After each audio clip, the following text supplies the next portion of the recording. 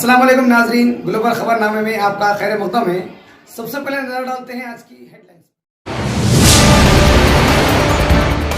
निज़ामाबाद शहर के हाफिज लई खान को बदनाम करने वाले चुनिंदा गली कोचों के सियासी कायदीन और सहाफ़ियों के मुंह पर तमाचा। हाफिज लई खान को मौलाना हज़रत जाफ़र पाशा हुस्सामी ने अमारत मिल्लत इस्लामिया के नायब सदर के ओहदे पर फाइज करते हुए दिया खिदमत का मौका। हाफिज लई खान ने हज़रत मौलाना जाफ़र पाशा हुस्सामी साहब के भरोसे को कायम रखते हुए मिल्लत की मज़ीद खिदमत का दिया तयक़ुन।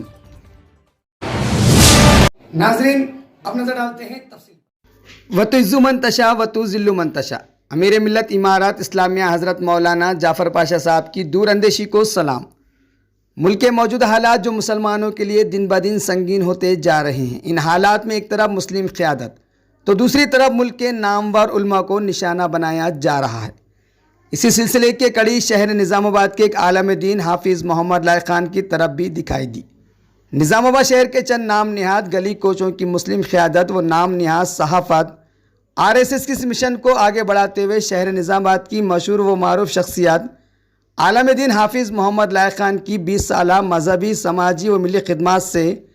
मुकम्मल तौर पर खौफजदा होकर हाफिज़ लई खान को अपना शिकार बनाने की नाकाम कोशिश की। इनकी कोशिश सिर्फ निज़ामाबाद ही नहीं बल्कि निज़ामाबाद ज़िले के तमाम मजहबी रहनुमाओं को ये एहसास दिलाई कि जिस तरह मुल्क भर में RSS और BJP की जानिब से उलमाओं को निशाना बनाते हुए उलमाओं की आवाज़ को दबाने की कोशिश की जा रही है, वही पॉलिसी के तहत ये चंद गली कोचों की सियासी कायदीन हाफिज़ मोहम्मद लई खान को निशाना बनाएंगे। लेकिन अल्लाह का शुक्र है कि ऐसे नाजुक मौके पर हज़रत मौलाना जाफ़र पाशा साहब ने हाफिज़ मोहम्मद लई खान को अपना नायब अमीर इमारत मिल्लत इस्लामिया मुक़र्रर करते हुए न सिर्फ शहर निज़ामाबाद बल्कि सारे मुल्क के मुसलमानों को पैगाम दिया कि उलमा अंबिया के वारिस होते हैं और हर वो आलम दीन जिसके पीछे RSS या इसके आलाकारों की जानिब से की जाने वाली किसी भी किस्म की शरंगेज़ी व इल्ज़ाम तराशी को बर्दाश्त नहीं किया जाएगा, बल्कि इन तमाम मजहबी रहनुमाओं के साथ हमेशा साबित कदमी के साथ खड़े रहेंगे। वाज़ेह है कि हज़रत मौलाना जाफ़र पाशा हुस्सामी रियासत के इन उलमाओं में शामिल हैं जो वक्त ब वक्त रियासत ही नहीं बल्कि मुल्क के संगीन हालात में भी मिल्लत के मसाइल को लेकर अपने दो टोक अंदाज़ बयान के ज़रिए कौम की रहनुमाई करते हुए नज़र आते हैं। यही वजह है कि दारुस्सलाम के जलसे में मौलाना जाफ़र पाशा साहब जब खिताब के लिए खड़े हुए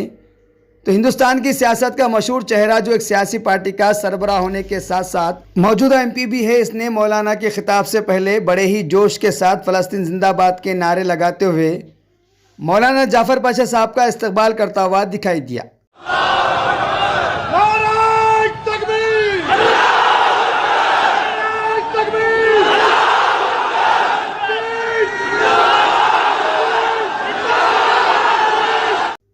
इस तरह मुल्क का मशहूर सियासी कायद की जानिब से उलमाओं के साथ हुस्न सलूकी से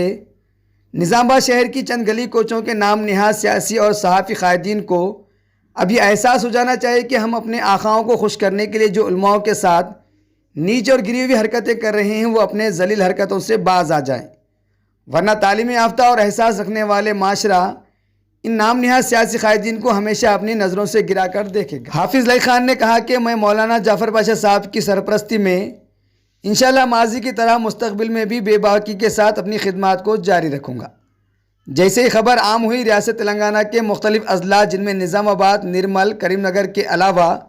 दिगर में खुशी की लहर दौड़ गई और मुबारकबादियों का सिलसिला जारी हो गया। और इसी तरह हज़रत मौलाना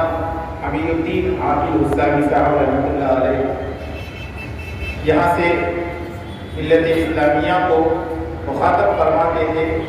और आज हमारे हज़रत मौलाना